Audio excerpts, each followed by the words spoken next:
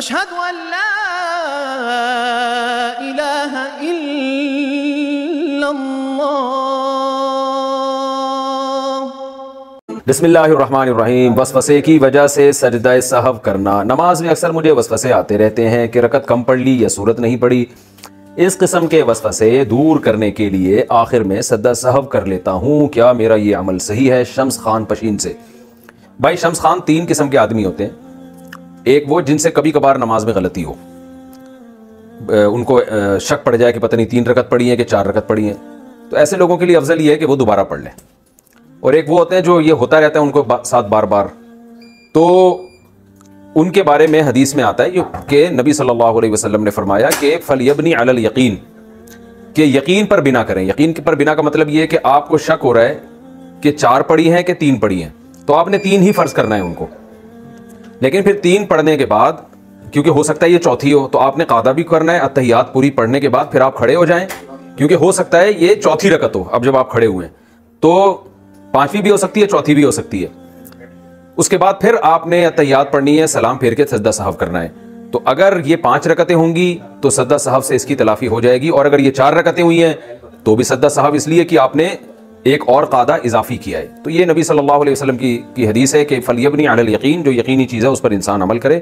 4 اور 3 میں شک ہوا تو اس کو 3 سمجھے، لیکن ہر رکعت کے بعد پھر قاعدہ کرے، کیونکہ اس بات کا امکان ہے کہ یہ چوتھی رکعت ہو آپ کی، تو پھر اگر قاعدہ نہیں کریں گے تو وہ فرض قاعدہ چھوٹ جائے گا آپ سے۔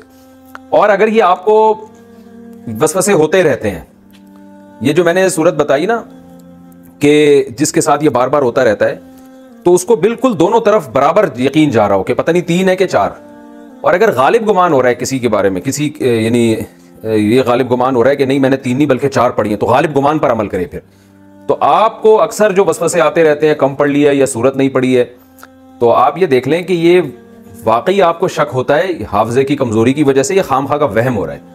تو پہلے آپ دماغ پہ دباؤ ڈالا کریں، جو غالب گمان ہے نا، جس طرف ذہن جا رہا ہے اسی پر عمل کیا کریں آپ۔ اور یعنی آپ کا غالب گمان ہے کہ 3 پڑھی ہیں تو 3 سمجھے، غالب گمان ہے کہ 4 پڑھی ہیں تو 4 سمجھے۔ اور اگر کہیں بھی دماغ نہیں جاتا، بالکل 50% یہ ہے کہ 3 پڑھی ہیں، 50% یہ کہ 4 پڑھی ہیں، تو پھر اس طریقے پر عمل کریں جو میں نے آپ کو بتایا ہے۔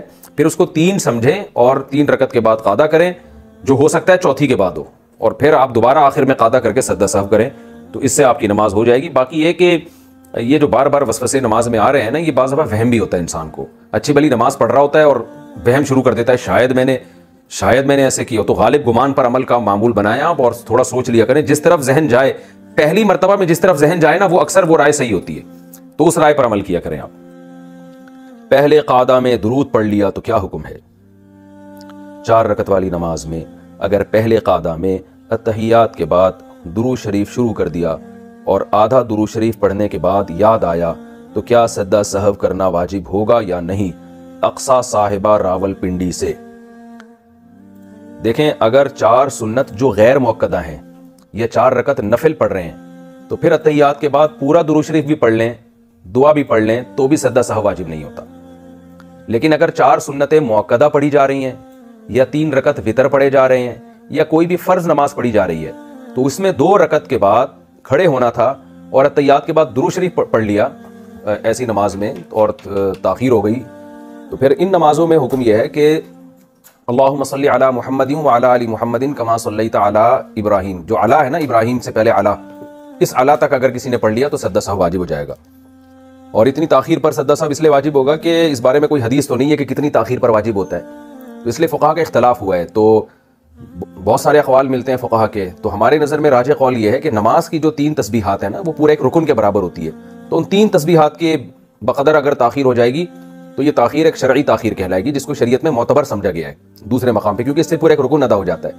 تو 3 دفعہ سبحان ربی الاعلیٰ یا 3 دفعہ سبحان ربی العظیم، اس کے 42 حروف بنتے ہیں، تو یہ 42 حروف اعلیٰ ابراہیم تک بن جاتے ہیں۔ اور بھی اقوال ہیں، ہماری نظر میں راجح قول یہی ہے، تو کوئی کسی بھی قول پر عمل کر لے اس کی نماز انشاءاللہ درست ہو جائے گی، ہماری نظر میں راجح یہی ہے۔ تو اللہم صلی علی محمد وعلی آل محمد کما صلیت علی ابراہیم وعلی آل ابراہیم، تو کما صلیت علی تک اگر کوئی پہنچ گیا تو یہ اتنی تاخیر ہے کہ اس سے سجدہ سہو واجب ہو جائے گا۔ کئی دفعہ حرکت سے نماز ٹوٹ جائے گی، نماز میں کتنی دفعہ بلا عذر حرکت کرنے سے نماز ٹوٹ جاتی ہے؟ جیسے بالوں کو ہاتھ لگانا، کپڑوں کو سیدھا کرنا یا خارش کرنا وغیرہ وغیرہ۔ عامر محمد یوسف، پنجگور، بلوچستان سے۔ دیکھیں، حرکت نماز کے منافی ہے اور کوئی بھی کام نماز میں ایسا کیا جائے جو نماز کے منافی ہو تو نماز اس سے ٹوٹ جاتی ہے. جیسے نماز میں بات چیت کرنا, نماز میں کھانا پینا, نماز میں چلنا پھرنا, تو اس سے نماز ٹوٹ جائے گی. تو اس پر تو پوری امت کا اجماع ہے, لیکن یعنی اس کے لیے تو دلیل کی حاجت نہیں ہے, کیونکہ یہ اجماع امت سے ثابت ہے کہ نماز میں نماز کے اگینسٹ کوئی کام کرنے سے, نماز کے منافی کوئی کام کرنے سے نماز ٹوٹ جاتی ہے. لیکن اب کتنی حرکت کرنے سے ٹوٹتی ہے اس کے بارے میں قرآن و سنت خاموش ہے. تو جہاں قرآن و سنت خاموش ہوتا ہے, ظاہر ہے اتنی ایک دفعہ کیوں کرنے سے تو نہیں ہوگا نا کہ نماز فوراً ٹوٹ جائے. یہ تو ایک, اس میں تو انسان معذور ہے, اتنے تو مجبوراً حرکت کرنی پڑتی ہے. تو اب اس میں کوئی قرآن و سنت میں کوئی واضح دلیل نہیں ہے کہ کتنی حرکت کرنے سے نماز ٹوٹے گی. تو جب واضح دلیل نہیں ہوتی تو حضرات فقہاء کرام پھر اجتہاد کرتے ہیں. تو اب بعض فقہا تو اس کے قائل ہیں کہ بغیر ضرورت کے اگر 3 دفعہ حرکت کر لی, بغیر ضرورت کے 3 دفعہ جلدی حرکت کر لی تو پھر نماز ٹوٹ جائے گی. بعض فقہا اس کے قائل ہیں, اور بعض فقہا اس کے قائل ہیں کہ اتنی حرکت کی کہ اگر کوئی دیکھنے والا آئے اور اس وقت اس کو دیکھتا تو اس کی حرکت کو دیکھ کے یہ لگتا کہ گویا یہ نماز پڑھ ہی نہیں رہا ہے, یہ ویسے ہی کھڑا ہوا ہے. تو اتنی زیادہ جب حرکت ہوگی تو نماز ٹوٹ جائے گی.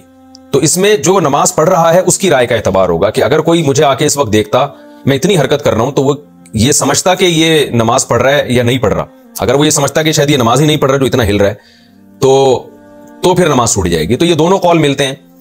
گنجائش اس دوسرے قول میں ہے کہ اتنی حرکت ہو کہ دیکھنے والا سمجھے کہ گویا یہ نماز ہی نہیں پڑھ رہا, تو پھر اس میں کوئی مقدار متعین نہیں, بس بہت زیادہ حرکت ہوگی کہ دیکھنے والا یہ سمجھے, تو ہم یہ کہیں گے نماز اس کی ٹوٹ گئی ہے. اور پہلا جو قول ہے جس میں ہے کہ 3 دفعہ جلدی حرکت کی, وہ قول سخت بہت ہے, اس میں مشکل بہت ہے, لیکن احتیاط اسی میں ہے.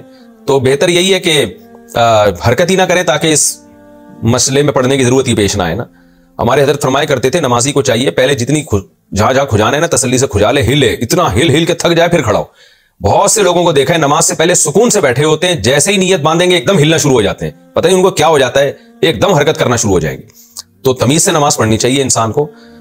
تو ایسا کام نہیں کرنا چاہیے جو نماز کے منافی. ہاں کوئی بہت ضرورت ہے تو پھر جلدی سے حرکت کر کے وہ ختم کر دے اس کو جو خارش ہو رہی ہے, تاکہ نماز میں اس کا دھیان نہ بٹے. بعض دفعہ خارش ہو رہی ہوتی ہے سر میں یا کہیں چہرے پہ اس طرح سے اس کو کوئی الجھن ہو رہی ہوتی ہے, اگر وہ نہیں کھجائے گا تو نماز سے دھیان ہٹتا ہے, تو اس میں تو ٹھیک ہے جلدی سے حرکت کر لی. یا کوئی نمازی کے آگے سے گزرنے کی کوشش کر رہا ہے اس کو ہٹا لینا چاہیے. تو اس طرح کی حرکت جہاں ضروری ہو وہاں تو بالکل جائز ہے, لیکن جہاں ضروری نہیں ہے تو 1 دفعہ بھی حرکت نہ کرے. اور اگر 3 دفعہ حرکت کر لی ہے تو احتیاط اسی میں ہے کہ نماز لوٹا لے, لیکن نہیں لوٹاتا تو بھی امید ہے کہ نماز انشاءاللہ ہو جائے گی, کیونکہ دوسرا قول بھی بہرحال موجود ہے. لیکن گناہ بہرحال ہوگا, یہ خوب ذہن میں رکھیں کہ بار بار بلا وجہ حرکت کرنے سے نماز کا خشوع و خضوع بھی خراب ہوتا ہے اور گناہ بھی ملتا ہے. اگر نماز میں رکعت کی تعداد بھول جائیں, ارسلان صاحب کراچی سے پوچھتے ہیں, اگر ہمیں نماز میں شک ہو کہ ہم تیسری رکعت میں ہیں یا چوتھی رکعت میں ہیں تو اس نماز کو کیسے ادا کریں؟ جناب اگر آپ کو یہ شک ہے کہ تیسری رکعت میں ہیں یا چوتھی رکعت میں, تو پہلا حکم تو یہ کہ دماغ پہ دباؤ ڈالیں, جس طرف زیادہ ذہن جائے اس پر عمل کریں. تیسری رکعت کی طرف زیادہ ذہن جا رہا ہے تو سمجھیں تیسری ہے, چوتھی کی طرف دماغ زیادہ جا رہا ہے تو سمجھیں چوتھی ہے. لیکن اگر بالکل ہی کنفیوز ہو رہے ہیں 50% ادھر 50% ادھر, تو پھر حدیث میں نبی صلی اللہ علیہ وسلم نے حکم دیا فلیبنی العقل, کہ پھر کم رکعتیں سمجھی جائیں گی. یعنی آپ کو یہ شک ہے کہ 3 پڑھی ہیں یا 4 پڑھی ہیں, تو یوں سمجھیں گے کہ آپ نے 3 پڑھی ہیں. اب کیا ہوگا کہ تیسری رکعت کے بعد آپ جب چوتھی رکعت کے لیے کھڑے ہوں گے تو چوتھی رکعت کے بعد آپ نے قاعدہ کرنا ہے. چوتھی رکعت کے بعد آپ نے قاعدہ کرنا ہے, اور قاعدہ یعنی اتحیات مکمل کرنے کے بعد دوبارہ کھڑے ہو جانا ہے, کیونکہ عین ممکن ہے یہ چوتھی نہ ہو بلکہ تیسری ہو.